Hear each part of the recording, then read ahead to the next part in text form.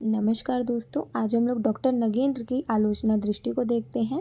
उन्होंने किस प्रकार हिंदी आलोचना में अपना योगदान दिया, किस किस उन्होंने मुख्य मापदंडों को देखा, उनकी दृष्टिकोण कैसा था, आज हम इस शब्द को देखेंगे। तो चलिए उत्तर को शुरू करते हैं।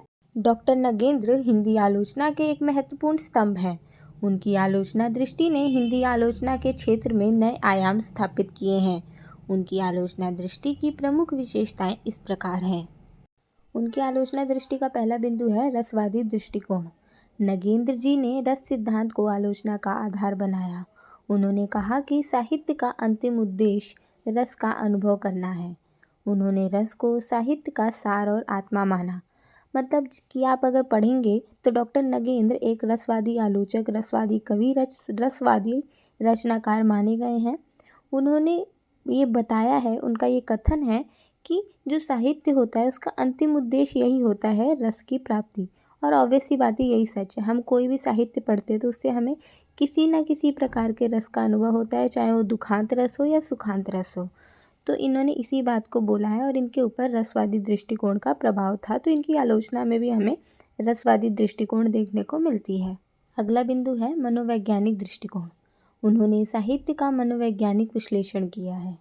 उन्होंने कहा है कि साहित्यकार की मनोदशा और व्यक्तित्व का साहित्य पर गहरा प्रभाव पड़ता है। मतलब जो साहित्यकार होता है उसके साहित्य के ऊपर उसके मनोविकार और उसके भावों विचारों का बहुत गहरा प्रभाव पड़ता है। उन्होंने पात्रों के मनोविज्ञान और बौद्धिक पक्ष को गहराई से अध्ययन किया। उन्होंने उस साहित्य को पढ़ा और उस साहित्य के रचनाकार का मनोवैज्ञानिक विश्लेषण करके देखा। क्योंकि अगर मैं कोई रचना कर रही हूँ तो मेरे जो मानसिक क्षमता है उसका उस पर प्रभाव पड़ेगा मेरी रचना के ऊपर। इसलिए इन्होंने कहा है किसी भी साहित्य की आलोचना करने से पहले हमें उस साहित्यकार का मनोवैज्ञानिक विश्लेषण कर लेना चाहिए। अगला बिंदु है सौंदर्य शास्त्रीय दृष्टिकोण। नगेंद्र जी ने साहित्य के सौंदर्य पक्ष पर विशेष बल दिया है। उन्होंने कहा है कि साहित्य का सौंदर्य ही उसकी सफलता का मापदंड है। उन्होंने भाषा, शैली, छंद के सौंदर्य को विस्तृत विश्लेषण किया है। मतलब कि साहित्य के सौंदर्य पक्ष पर इनका ज़्यादा जोर रहता है।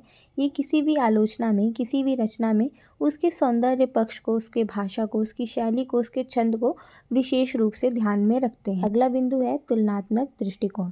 मतलब कि डॉक्टर नगेंद्र भी तुलनात्मक अध्ययन या तुलनात्मक आलोचना को अपनाते हैं और इसी के साथ वो हिंदी साहित्य की तुलना अन्य साहित्यों से करते हैं। उन्होंने पाश्चात्य साहित्य के सिद्धांतों को हिंदी साहित्य पर लागू किया है।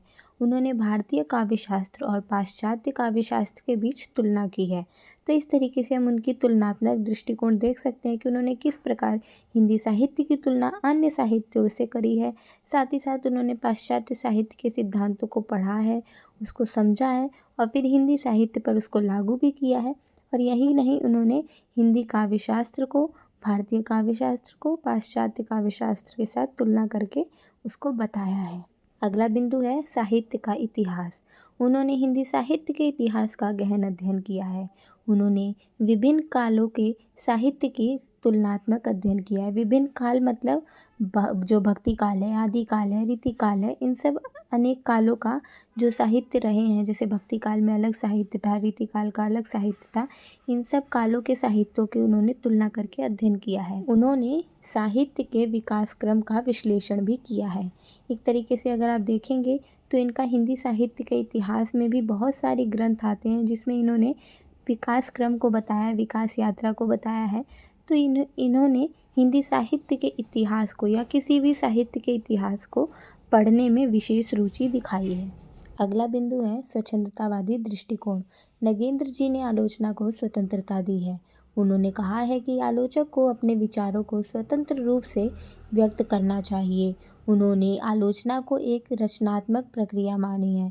मतलब वो कह रहे हैं कि जो आलोचना है वो एक रचनात्मक प्रक्रिया है, क्योंकि लोगों का मानना था कि आलोचना तो एक कृति के बारे में बस बताना होता है, तो हम वो एक स्वतंत्र रूप से कैसे करेंगे, हम उस कृति से बंधे हुए हैं। परंतु ऐसा नहीं है।